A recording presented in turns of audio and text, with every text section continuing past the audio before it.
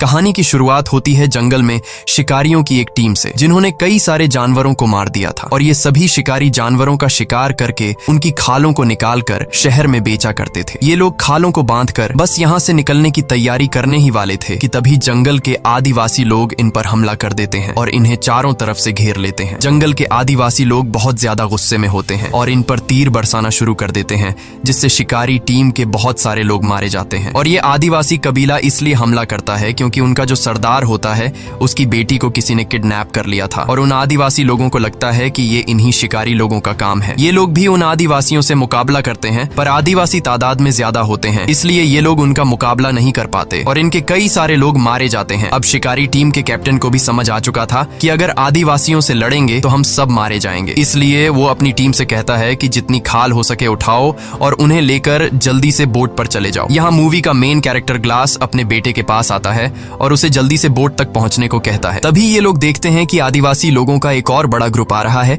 इसलिए ये लोग लड़ना छोड़ देते हैं और अपनी जान बचाने के लिए तेजी से बोट की तरफ भागते हैं। इसी बीच शिकारी टीम के और भी कई सारे लोग मारे जाते हैं। बस कुछ ही लोग बोट तक पहुंचकर यहाँ से निकल जाते हैं। उनके जाने के बाद आदिवासी लोग शिकारियों से बची सारी खालों पर कब्जा कर लेते हैं और कबीले के सरदार को यहाँ अपनी बेटी नहीं मिलती। अब कबीले का सरदार अपने लोगों से कहता है कि यहाँ पर जितनी भी उन अमेरिकन शिकारियों से खालें बची हैं उन्हें उठा लो। इन खालों को हम फ्रेंच शिकारियों को दे देंगे, बदले में हम उनसे घोड़े और बंदूकें ले लेंगे और मेरी बेटी को तब तक ढूंढते रहेंगे जब तक वो मिल नहीं जाती। दूसरी तरफ ये अमेरिकन शिकारी लोग काफी दूर जाने के बाद भी डरे हुए होते हैं और बंदूक तान कर तैयार रहते हैं, क्योंकि उन्हें भी पता था कि वह आदिवासी लोग इनका इतनी आसानी से पीछा नहीं छोड़ेंगे और वो कभी भी इनके ऊपर हमला कर सकते हैं। अब यहाँ पर इन लोगों को समझ नहीं आ रहा होता कि हमें किस तरफ जाना चाहिए। तब कैप्टन ग्लास से पूछता है कि हमें क्या करना चाहिए। ग्लास कहता है कि हमें इस बोट को छोड़ के जमीन के रास्ते चलना चाहिए, क्योंकि वो आदिवासी लोग नदी को फॉलो करते हुए जल्दी हमारे तक पहुंच जाएंगे, इसीलिए जमीन ही हम सबके लिए सबसे सेफ रास्ता है। लेकिन ग्लास की इस बात से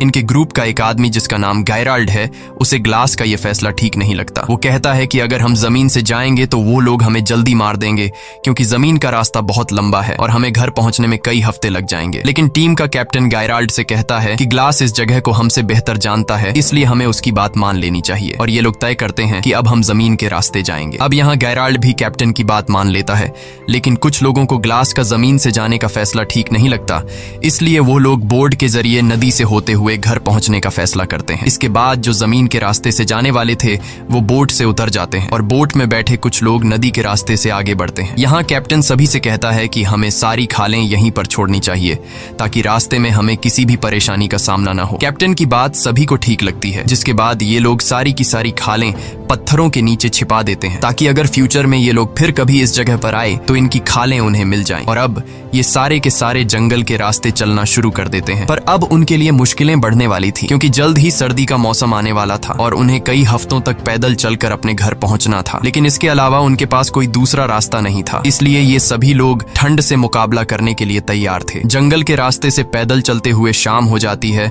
और अब ये लोग एक जगह पर रुककर रात यहीं पर गुजारने का फैसला करते हैं। कुछ देर बाद रात हो जाती है और ये सभी जंगल में सो जाते हैं। अगली सुबह हम देखते हैं कि जो लोग ग्लास के जमीन के रास्ते से पैदल चलने का फैसला गलत समझ रहे थे, अब उन लोगों को अपनी गलती का पछतावा होता है। वो आदिवासी लोग आकर उन्हें मार देते हैं और आदिवासी लोग समझ जाते हैं कि कुछ लोग जंगल के रास्ते से पैदल निकल गए, इसलिए ये लोग पूरे जंगल में फैल जाते हैं उन बचे हुए अमेरिकन शिकारियों को ढूंढने। एक आदिवासी को जमीन पर चलने वाले अमेरिकन शिकारियों के पैरों के निशान भी मिल जाते हैं। वह आकर अपने कबीले के सरदार को बताता है। कबीले के सरदार को लगता है कि मेरी बेटी उन्हीं के पास है और अब ये आदिवासी लोग पैरों के निशान को फॉलो करते हुए उनके पीछे जाते हैं। इधर ये लोग लगातार कई घंटों से पैदल जंगल के रास्ते से आगे बढ़ते हैं और ये लोग काफी ज्यादा थक जाते हैं, इसलिए ये लोग कुछ देर आराम करने के लिए यहीं पर डेरा जमा देते हैं और सभी आराम करने लगते हैं। सभी लोगों को भूख लगी हुई थी पर खाने के लिए कुछ भी नहीं था, इसलिए ग्लास शिकार ढूंढने जंगल में अकेला निकल पड़ता है। कुछ दूर आने के बाद उसे महसूस महसूस होता है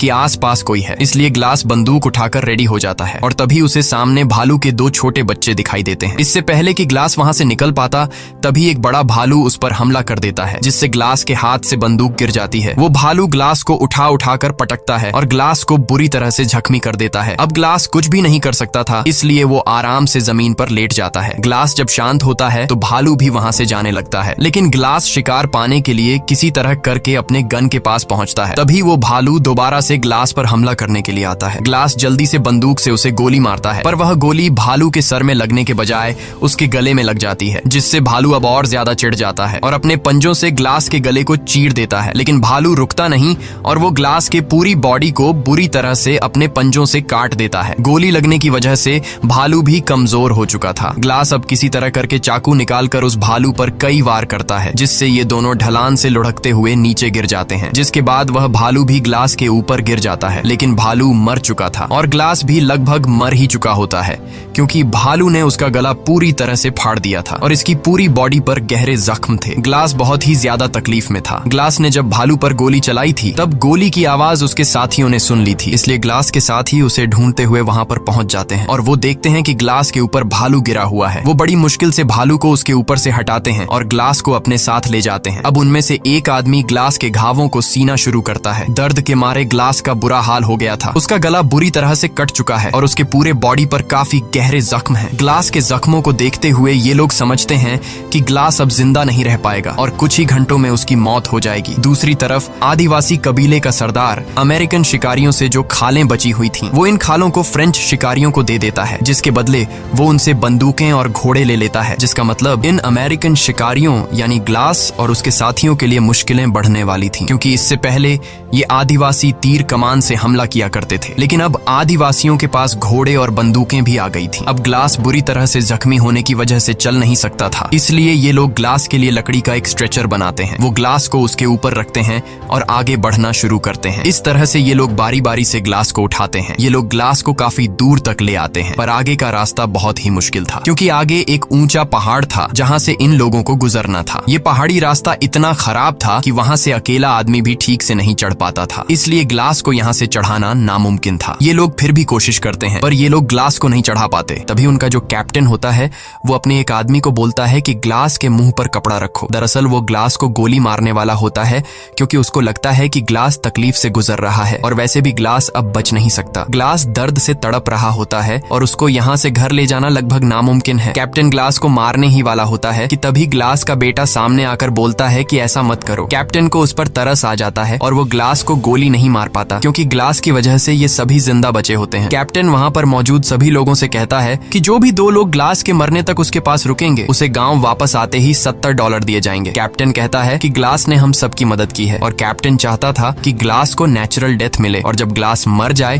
तो उसका अंतिम संस्कार करके वो 2 लोग भी वापस आ जाएं। अब ग्लास का बेटा फौरन बोलता है कि मैं रुकूंगा, और वहाँ पर एक लड़का और होता है जिसका नाम फ्रेजर है। वो कहता है कि मैं रुकूंगा चाहे $70 मिले या ना मिले। अब ग्लास का बेटा हॉक और फ्रेजर दोनों उम्र में छोटे थे, इसलिए कैप्टन कहता है कि एक और आदमी भी इनके पास रहना चाहिए। यहाँ गेराल्ड सामने आकर बोलता है कि मैं रुकूंगा, पर $70 बहुत कम है। तब कैप्टन बोलता है ठीक है, $100 मिलेगा। और तभी जो ग्लास का बेटा और जो दूसरा लड़का होता है वो कहते हैं कि तुम हमारे डॉलर भी रख सकते हो। ये सुनकर गेराल्ड कहता है $300 काफी है, इससे मैं अपना घर खरीद सकता हूँ, और वैसे भी 2 से 3 दिनों की बात है, इससे ज्यादा दिन ग्लास जिंदा नहीं बच पाएगा। और गेराल्ड भी उनके साथ रुकने के लिए तैयार हो जाता है। अब ये 3 लोग ग्लास के पास यहाँ पर रुक जाते हैं और बाकी सब आगे निकल जाते हैं। गेराल्ड ग्लास के पास ही बैठ जाता है और ग्लास के मरने का इंतजार करने लगता है, लेकिन ग्लास मरने का नाम तक नहीं ले रहा होता। अगले दिन ग्लास का बेटा और वो दूसरा लड़का पेट भरने के लिए शिकार और पीने के लिए पानी लेने चले जाते हैं। तब गेराल्ड पास ही में एक घड़ा खोदने लग जाता है, लेकिन गेराल्ड ऐसा क्यों कर रहा है? क्या वह ग्लास को जिंदा दफनाने का सोच रहा है? ये तो हमें आगे ही पता चलेगा। इस तरह से और भी कई घंटे गुजर जाते हैं और जब गेराल्ड देखता है कि ग्लास अभी तक नहीं मरा, तब वो गुस्से से ग्लास के पास आता है और ग्लास से कहता है कि तुम मरते क्यों नहीं? तुम्हारी वजह से हम सबकी जान चली जाएगी, क्योंकि आदिवासी लोग अभी भी पागलों की तरह हमें ढूंढ रहे हैं, और अगर आदिवासी यहाँ पर आ गए तो वो हम सबको मार देंगे और तुम अपनी जान जान देकर अपने बेटे की और हम सबकी जान बचा सकते हो। अब गेराल्ड ग्लास से कहता है कि अगर तुमने अपनी पल के नीचे झपका ली तो मैं समझ जाऊंगा कि तुम मरने के लिए तैयार हो। ग्लास बेचारा काफी देर तक कोशिश करता है कि उसकी पलकें न झपके, लेकिन तब गेराल्ड उसे कहता है कि मुझे लगता है कि तुम अपने बेटे को भी नहीं बचाना चाहते। ग्लास गेराल्ड की बात सुनकर अपने बेटे को बचाने के लिए अपनी पलकें नीचे झपका देता है। ये देखकर गेराल्ड ने उसके मुंह में कपड़ा घुसाकर उसकी सांस रोक दी और ग्लास अब तड़प कर मर रहा होता है। तभी ग्लास का बेटा आकर गेराल्ड को बंदूक से पीछे धकेल देता है। ग्लास का बेटा गेराल्ड पर बंदूक तान देता है और उसे मारने की धमकी देता है। गेराल्ड उसे समझाने की कोशिश करता है कि मैं ऐसा क्यों कर रहा था, लेकिन ग्लास का बेटा उसकी कोई बात नहीं सुनता और चिल्लाने लग जाता है, जिसके बाद गेराल्ड ग्लास के सामने ही उसके बेटे को पेट में चाकू मारकर मार डालता है। ग्लास का गला पूरी तरह से कटा होता है, इसलिए वो चिल्ला भी नहीं पाता। वो सिर्फ अपने बेटे को मरता हुआ देखता है और गेराल्ड उसके बेटे को उठाकर दूर एक जगह में छिपा देता है ताकि जब वह तीसरा लड़का वहां पर आए तो वह इसे न देख पाए। कुछ देर बाद जब वह लड़का वहां पर आता है,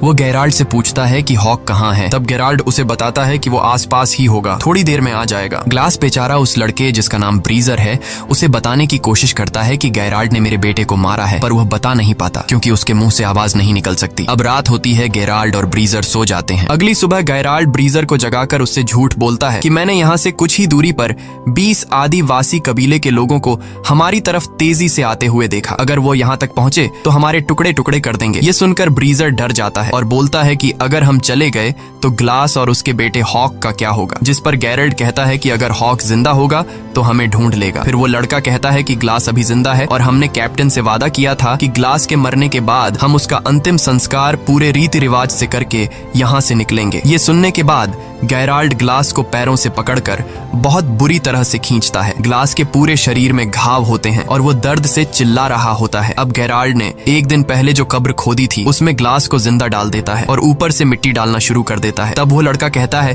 कि ये तुम क्या कर रहे हो। गेराल्ड कहता है कि ये आज नहीं तो कल मर ही जाएगा और जैसा कि हमने वादा किया था उसका अंतिम संस्कार पूरे रीति रिवाज से किया जाएगा, तो मैंने अपना वादा पूरा कर लिया है। वो उसके ऊपर थोड़ी सी मिट्टी डाल देता है और वहां से चला जाता है और उस लड़के को बोलता है कि तुम भी मेरे साथ चलो। ब्रीजर को ग्लास के इस हाल के लिए बहुत दुख होता है। वो ग्लास से कहता है कि सॉरी मिस्टर ग्लास, मुझे जाना होगा, और ये कहकर वो पानी की एक बॉटल ग्लास के ऊपर रखकर वहां से निकल जाता है। अब यहाँ पर ग्लास अकेला है, वो तड़प रहा है। ग्लास कई घंटों तक उसी जगह पर जहाँ उसे दफनाकर चले गए थे अधमरी हालत में लेटा रहता है। वो सोचता है कि यहाँ पड़े पड़े वैसे भी मरना है तो क्यों न बचने की कोशिश की जाए। वो पूरी हिम्मत जुटाकर अपने हाथ पैर हिलाता है और बहुत तकलीफ से गुजरकर वो कब्र से बाहर निकलता है। ग्लास बहुत ज्यादा तकलीफ में होता है। वो रेंगते हुए सीधा उस जगह पर जाता है जहाँ उसके बेटे की लाश है। वो अपने बेटे की लाश को देखकर पूरी तरह से टूट जाता है और बदले की आग में जलने लगता है। उसके बाद वो अपने बेटे की लाश के ऊपर सिर रखकर सो जाता है। दूसरी तरफ सुबह होने पर गेराल्ड ब्रीजर को उठाकर कहता है कि जल्दी उठो, हमें यहाँ से निकलना होगा। आदिवासी कबीले के 12 लोग हमारे पीछे आ रहे हैं। ये सुनकर ब्रीजर गेराल्ड से कहता है कि तुमने तो कहा था हमारे पीछे 20 लोग लगे हैं। वो समझ जाता है कि गेराल्ड ने उससे झूठ कहा था, इसलिए वो गेराल्ड पर बंदूक तान लेता है। तब गेराल्ड ब्रीजर से कहता है कि तुम्हें तो मेरा शुक्रिया अदा करना चाहिए। मैंने तुम्हारी जान बचाई और तुम्हें डराना जरूरी था, क्योंकि एक अधमरे इंसान के साथ हम अपनी जान खतरे में नहीं डाल सकते थे। वैसे भी ग्लास मरने वाला था और अगर तुम जिंदा रहना चाहते हो तो मैं जैसा कहता हूँ वैसा करो, वरना तुम अकेले ग्लास के पास वापस जा सकते हो। ये सुनकर डर के मारे ब्रीजर गेराल्ड की बात मान लेता है और उसके साथ आगे बढ़ने लगता है। दूसरी तरफ ग्लास उसी जगह पर होता है और अब ग्लास को भूख लगती है। वो रेंगता हुआ एक जगह पर जाता है जहाँ किसी जानवर का स्कल पड़ा होता है। वो उसमें से एक हड्डी तोड़ता है और जो सूखा हुआ मांस होता है उसे खाता है। फिर वो रेंगता हुआ एक पहाड़ी के छोर तक जाता है जहां वो देखता है कि नीचे एक नदी है। ग्लास को अब प्यास भी लगी थी। वो बड़ी मुश्किल से उसी तरह रेंगता हुआ उस नदी के किनारे पहुंच जाता है और पानी पीने लगता है। लेकिन जब वो पानी पीता है तो पानी उसकी गर्दन से बाहर निकल जाता है क्योंकि उसकी गर्दन कटी हुई थी। अब ग्लास को सबसे पहले अपने घावों का इलाज करना था। उसके पास थोड़ा बारूद बचा होता है। वो सूखी घास इकट्ठा कर आग जला लेता है और थोड़ा सा बारूद अपनी गर्दन के उस हिस्से पर डालता है जहां गला कटा हुआ था। फिर वो एक जली हुई लकड़ी को अपनी गर्दन में लगाता है जिससे बारूद जलकर एक चिंगारी पैदा होती है और उस चिंगारी से उसकी गर्दन जल जाती है। वो ऐसा इसलिए करता है ताकि जलने से जो उसका घाव फटा हुआ है वो चिपक जाए। इस दौरान ग्लास को बहुत दर्द होता है और दर्द के मारे वो बेहोश हो जाता है। उसके बाद ग्लास कई दिनों तक उसी नदी के किनारे रहता है। वो पानी पीकर और मरे हुए जानवरों का मांस खाकर अपने आप को जिंदा रखता है। एक दिन वो आदिवासी कबीले वाले लोग उसी नदी के किनारे आ जाते हैं और इससे पहले कि वो ग्लास को देख पाते, ग्लास जल्दी से नदी में कूद जाता है। वो नदी में तैरता हुआ उन आदिवासी लोगों से काफी दूर चला जाता है। नदी के इस बर्फीले ठंडे पानी में रहने के बाद ग्लास का ठंड से बुरा हाल हो गया था। वो बहुत मुश्किल से आग जलाकर अपनी बॉडी को गर्म करता है और अब यहीं पर रहने का फैसला करता है। इस तरह से ग्लास को यहाँ पर रहते हुए काफी दिन गुजर जाते हैं। अब उसके जख्म भी ठीक हो चुके थे और ग्लास थोड़ा बहुत चलने लगा था। नदी के किनारे होने की वजह से उसे पानी की तो कोई कमी नहीं थी, लेकिन पेट भरकर खाना उसे बहुत मुश्किल से मिलता था। वो वहां नदी से मछली पकड़कर उसे कच्चा खाकर गुजारा किया करता था और अपने आप को जिंदा रखता। अब एक रात को जब वो सो रहा होता है तभी उसको आग की कुछ लपटें दिखाई देती हैं और जब वो उस तरफ जाता है तो वहां पर एक आदमी होता है जिसने बहुत बड़ा शिकार किया था और वो उसे खा रहा होता है। ग्लास उसके पास जाता है और जैसे ही वो ग्लास को देखता है वो अपना तीर और कमान उस पर तान देता है। ग्लास इशारों से बताता है कि मैं तुम्हारे लिए कोई खतरा नहीं हूँ, मुझे बस खाना चाहिए। वो आदमी समझ जाता है और ग्लास को खाने के लिए शिकार का एक टुकड़ा देता है और दोनों पूरी रात वहीं सो जाते हैं। सुबह उठकर वो आदमी जब ग्लास के जख्मों को देखता है तो वो ग्लास से पूछता है कि ये तुम्हें क्या हुआ है। तब ग्लास उसे बताता है कि मैं अपनी टीम के साथ शिकार पर था और मेरी ये हालत एक जंगली भालू ने की है, जिसके बाद मेरे साथियों ने मुझे मरने के लिए जंगल में ही छोड़ दिया और उन्होंने मेरे बेटे को भी मार दिया। ये सुनकर उस आदमी को ग्लास के लिए बहुत दुख होता है और ये जो आदमी है वो कहता है कि मेरे पूरे परिवार को भी फ्रेंच शिकारियों ने मार डाला। ये कहते हुए वो आदमी बहुत ज्यादा इमोशनल हो जाता है, पर वो कहता है कि वो उन फ्रेंच लोगों से बदला नहीं लेना चाहता क्योंकि बदला लेना ऊपर वाले के हाथ में है। वह आदमी ग्लास के जख्मों को देखते हुए कहता है कि तुम मेरे साथ ट्रैवल कर सकते हो और इसके बाद वो दोनों एक घोड़े पर आगे का सफर तय करते हैं। दूसरी तरफ गायराल्ड और ब्रीजर अपने गांव के काफी करीब पहुंच जाते हैं, लेकिन गांव में एंटर होने से पहले गायराल्ड ब्रीजर से कहता है कि हमने जो भी किया उसके बारे में किसी को भी पता नहीं चलना चाहिए। वो ब्रीजर से कहता है कि अगर उन्हें सच पता चला तो कैप्टन हमें सूली पर चढ़ा देगा। मजबूरी में ब्रीजर उसकी बात मान जाता है। अब गैरल्ड और वो लड़का कैप्टन के पास जाते हैं और गैरल्ड कैप्टन को बताता है कि ग्लास के आखिरी सांसों तक हम उसके साथ रहे, हमने उसे अच्छी तरह से अंतिम संस्कार के साथ दफनाया और ग्लास का बेटा आदिवासी लोगों के हाथ लग गया और हम अपनी जान छुड़ाकर वहां से भाग आए। ये सुनकर कैप्टन अपने वादे के मुताबिक उन दोनों को $100 देता है, लेकिन वो लड़का पैसे लिए बिना वहां से चला जाता है। गैरल्ड उस लड़के के पैसे भी उठाकर बोलता है कि सफर में जो कुछ भी हुआ उससे ये लड़का सदमे में है, इसीलिए वो ऐसा कर रहा है और गैरल्ड भी वहां से बाहर निकल जाता है। दूसरी तरफ ग्लास बर्फ में उस आदमी के साथ आगे का सफर तय कर रहा होता है और तभी बर्फ का तूफान शुरू हो जाता है। ग्लास बीमार था और उसके जख्म सड़ रहे थे और इस वजह से वो बेहोश हो जाता है। इसके बाद वो आदमी ग्लास के लिए लकड़ी का एक छोटा सा झोपड़ा बनाता है और ग्लास के सारे कपड़े उतार कर उसे उसके अंदर रख देता है और उसे चारों तरफ से ढककर सामने आग जलाता है ताकि उसको गर्मी मिल सके। इस तरह से रात गुजर जाती है और अगली सुबह जब ग्लास उठता है तो वो चारों तरफ देखता है पर वो आदमी कहीं भी नहीं होता और जब वो थोड़ा आगे जाता है तो देखता है कि किसी ने उस आदमी को फांसी लगाकर पेड़ से लटका दिया है और वहीं कुछ दूरी पर ग्लास फ्रेंच शिकारियों को देखता है। ग्लास समझ जाता है कि इन्हीं लोगों ने उस आदमी को फांसी पर लटकाया है। अब ग्लास उनके घोड़ों तक पहुंचता है और वहां ग्लास देखता है कि एक फ्रेंच शिकारी एक लड़की के साथ रेप कर रहा है और ये लड़की कोई और नहीं बल्कि आदिवासी कबीले के सरदार की बेटी थी। असल में ये वही फ्रेंच शिकारी थे जिनसे आदिवासी कबीले के सरदार ने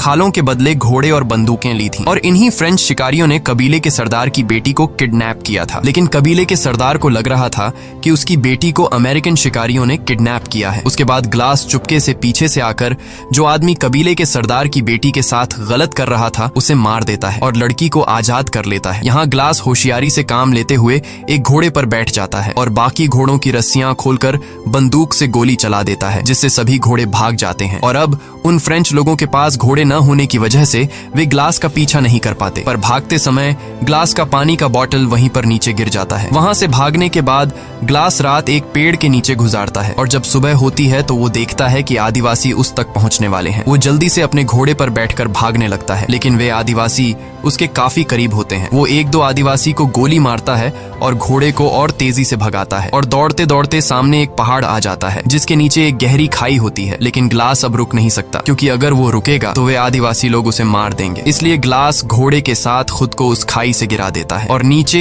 एक पेड़ से टकराता हुआ सीधा बर्फ में गिरता है। घोड़ा डायरेक्ट नीचे छोटे चट्टानों पर गिरने से मर जाता है, लेकिन ग्लास अभी भी जिंदा है क्योंकि वो पेड़ से टकराते हुए बर्फ की मोटी परत पर गिरता है, पर उसकी हालत अब काफी ज्यादा खराब होती है। तभी वहां तेज तूफान आता है है और ठंड बहुत ज्यादा बढ़ जाती है। अब अगर ग्लास ने अपने लिए कोई गर्म जगह नहीं ढूंढी तो वो ठंड में जमकर मर जाएगा। अब ग्लास ठंड से बचने के लिए घोड़े के पेट को काटता है और उसके अंदर से सभी पार्ट्स बाहर निकालता है और रात को वहीं सो जाता है, क्योंकि वो जानता है कि अगर वह बाहर रहा तो ठंड से मर जाएगा। वो किसी तरह पूरी रात उस घोड़े के पेट के अंदर गुजारता है। सुबह जब वो उठता है तो वो देखता है कि मौसम अब नॉर्मल हो चुका है और एक बार फिर से वो अपना सफर जारी रखता है। वहीं दूसरी तरफ हम देखते हैं कि जहां पर ग्लास को पहुंचना है वहां एक फ्रेंच शिकारी आता है और वह अमेरिकन शिकारियों से मदद मांगता है। ये लोग उसे अंदर ले आते हैं। कैप्टन उससे पूछता है कि आखिर तुम्हारे साथ क्या हुआ? तो वह आदमी बताता है कि एक आदमी आया था जिसने हमारे कैप्टन को मार दिया और फिर उसने हमारे सभी घोड़ों को आजाद कर दिया। असल में यह आदमी ग्लास की बात कर रहा था और जो आदमी कबीले के सरदार की बेटी के साथ गलत कर रहा था वह असल में उन फ्रेंच शिकारियों का कैप्टन था। वह आदमी बताता है कि घोड़ों के आजाद होने के बाद हमारी पूरी टीम बिखर गई। सर्दी के चलते हमारे कुछ लोग मर गए और कुछ को तो बेड़ियों ने मार दिया। सबूत के तौर पर यह आदमी इन लोगों को अपने साथियों का कुछ सामान दिखाता है और वह एक पानी की बोतल को दिखाते हुए कहता है कि जिस आदमी ने हमारे कैप्टन को मारा उसे जाते हुए यह पानी की बोतल गिर गई थी और यह वही बोतल होती है जो ब्रीजर ने ग्लास को उस जगह छोड़ते हुए उसके ऊपर रख कर आ गया था। ब्रीजर कहता है कि यह तो ग्लास की बोतल है जो कि मैंने उसे दी थी। अब ये लोग उस आदमी से पूछते हैं कि ग्लास ने तुम्हारे कैप्टन को कहाँ मारा था और वह आदमी 30 मील दूर वह जगह उन्हें बता देता है। जिसके बाद कैप्टन ब्रेजर और कुछ लोग ग्लास को ढूंढने के लिए घोड़ों पर निकल पड़ते हैं और यहाँ गेराल्ड को समझ आ जाता है कि अब वो फंसने वाला है। कई घंटों के सफर के बाद रात हो जाती है और ये लोग उस जगह तक पहुंच जाते हैं जहां पर उस आदमी को बोतल मिली थी। कैप्टन सभी लोगों को चारों तरफ ग्लास को ढूंढने के लिए कहता है और तभी उन्हें दूर से एक आदमी दिखाई देता है। जब ये लोग उसके करीब जाते हैं तो वो कोई और नहीं बल्कि ग्लास होता है और ग्लास को देखकर कैप्टन एकदम शॉक हो जाता है, क्योंकि गेराल्ड ने तो उसे मरा हुआ बता दिया था। कैप्टन ग्लास के पास आकर उससे पूछता है कि तुम्हारे साथ क्या हुआ था। तब ग्लास उसे सारी सच्चाई बता देता है। जिसके बाद कैप्टन गेराल्ड को पकड़ने के लिए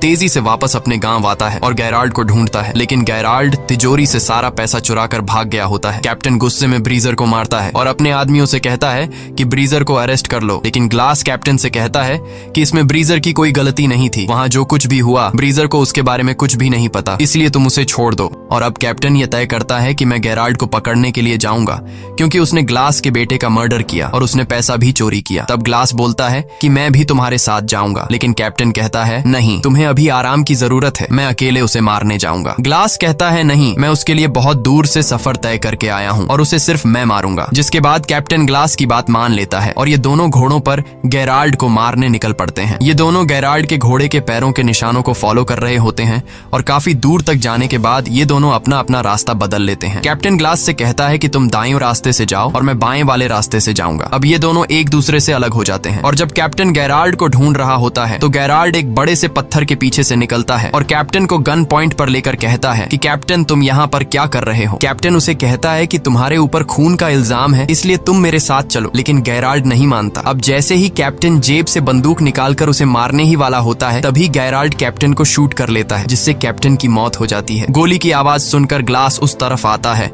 और ग्लास देखता है कि वहां पर कैप्टन की लाश पड़ी हुई है और गेराल्ड भाग चुका है। अब ग्लास समझदारी से काम लेते हुए लकड़ी की एक बड़ी टहनी तोड़ता है और उसे कैप्टन की पीठ पर लगा देता है ताकि उसकी पीठ सीधी हो जाए। जिसके बाद वह कैप्टन को घोड़े पर बिठा देता है और खुद पीछे वाले घोड़े पर लाश की तरह लेट जाता है ताकि गेराल्ड को ये लगे कि आगे ग्लास है और पीछे जो लेटा हुआ है वो कैप्टन की डेड बॉडी है। और होता भी ऐसा ही है। इन घोड़ों को देखकर गेराल्ड को लगता है कि आगे जो है वो ग्लास है और पीछे जो लेटा हुआ है वो कैप्टन की लाश है। जिसके बाद वह आगे वाले आदमी पर गोली चला देता है और गोली लगते ही वह गिर जाता है। गेराल्ड खुश हो जाता है और उसे लगता है कि ग्लास भी अब मर चुका है। वह धीरे धीरे डेड बॉडी की तरफ आता है। जब वह डेड बॉडी तक पहुंचता है और बॉडी को पलटता है तो उसे पता चलता है कि ये ग्लास नहीं बल्कि कैप्टन है। अब इससे पहले कि गेराल्ड कुछ कर पाता तभी ग्लास पीछे वाले घोड़े से उठकर गेराल्ड पर गोली चलाता है। ये गोली गेराल्ड के कंधे में लगती है और वह वहां से भागने लगता है। तब ग्लास भी उसका पीछा करता है और पीछा करते करते वह एक नदी के किनारे पहुंच जाता है